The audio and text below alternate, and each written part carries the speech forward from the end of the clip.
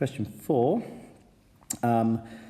is about bonding. Okay, the key thing here is to spot which type of bonding. It does tell you in the question, draw the electron in the ions. Okay, so you had to essentially move this electron into that gap there, move this electron into that gap there, which leaves you with an oxygen. You didn't need to draw the inner shell, but I'm going to put in just the outer shell here for time.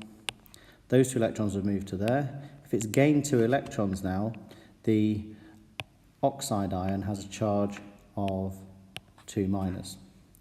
Similarly, the lithium, okay, will have lost the outer electron. It'll now just be left with the inner shell I'm drawing there, and that'll have a charge of +1, and there'll be 2 of them. Okay, and that's better. You could have drawn it out twice, would have been great, but that's absolutely fine the way I've done it. Okay, so essentially a mark for each ion and a mark for the charges on the brackets. Okay, so the empirical formula question is made slightly more difficult by the fact that you're given the mass of the oxide in addition to the mass of sodium. That means that the sodium reacts with the oxygen, and when they're combined, the whole thing has a mass of 2.34. So you might well want to start by working out the mass just of the oxygen, which is going to be 2.34 minus 1.38, which is 0.96.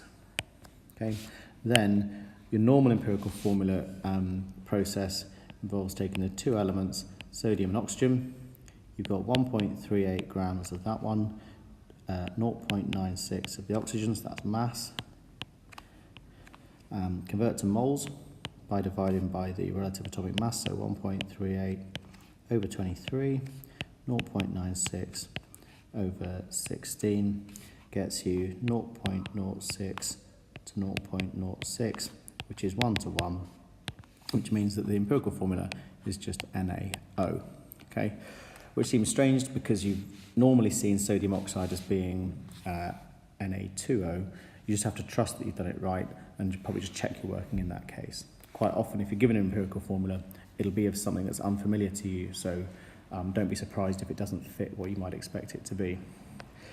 Then you had to take that empirical formula and turn it into a molecular formula. So the molecular formula has to add up to 78, but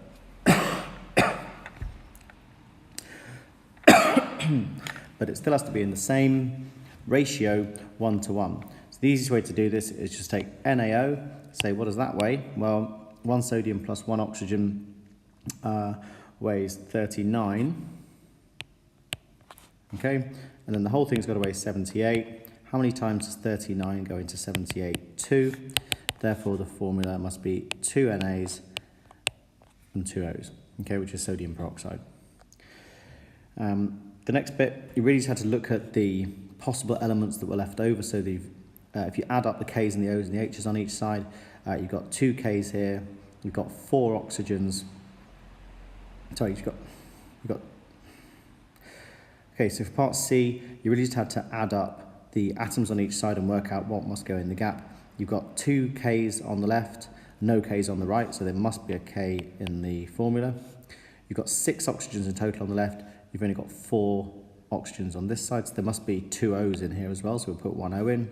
And then you've got 4 hydrogens, only 2 hydrogens here, so there must be an H there. And then KOH, potassium hydroxide, kind of makes sense as a compound that could be formed. In this question, they've given you some really big numbers to work with, but it didn't actually matter if you bothered with the million-ton conversion back to grams or not. But ideally, certainly if the question was more split up, we would want to convert the 5.5 million tons. So a million, remember, is 10 to the 6 tons.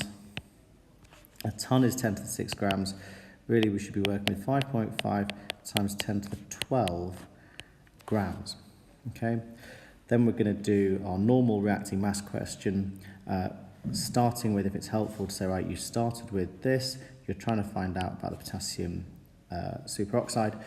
So the moles of CO2 is equal to the mass, which is 5.5 times 10 to the 12, over the formula mass for carbon dioxide, which is 44. That got you 1.25, in this case, times 10 to the 12 moles. Then the key thing is to spot that it's a 2-to-1 ratio. There's 1 carbon dioxide for every 2 potassium superoxides. So the moles of KO2 is going to be that times 2, i.e. 2.5 times 10 to the 12. And then lastly, mass is the moles times the formula mass of potassium superoxide, which was 71, and that got you the value of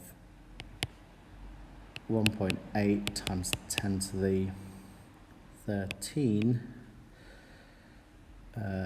grams.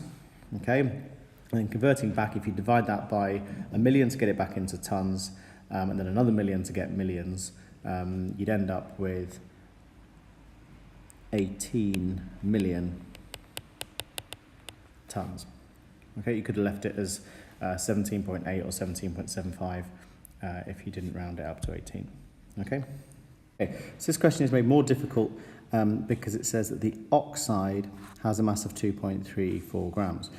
This means that you've got sodium with a mass of 1.38 grams, but the whole oxide, either sodium plus the oxygen together, weighs 2.34, which means that the oxygen mass you have to calculate by doing O is going to be 2.34 minus 1.38, which gets you 0.96.